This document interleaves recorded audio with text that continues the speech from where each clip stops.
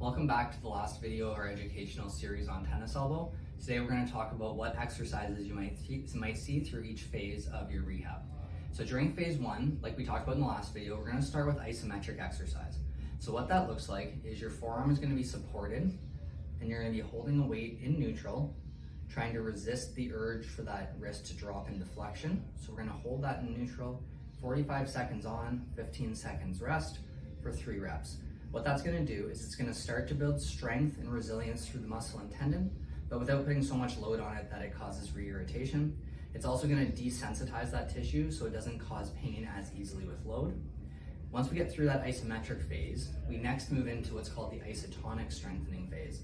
So in this phase, we're actually going to strengthen through range, meaning we're going to raise that wrist up and then slowly control the lowering movement. So in this way, we're starting to introduce strengthening through the full length tension curve of that muscle and tendon, which adds a lot more load to it and starts to more resemble some of the tasks in our day-to-day lives.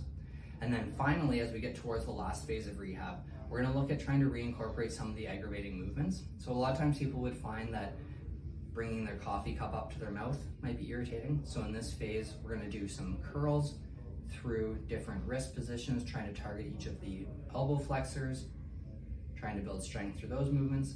We also might look at things such as ring pulls, dumbbell rows, if those movements were irritating for the patient when they've been at the gym. And then we'd also look at if they had to do work such as hammering or pruning, that we'd start to reintroduce these types of movements and have them gradually reintroduce that kind of load at home to help build up endurance and resilience through that tendon.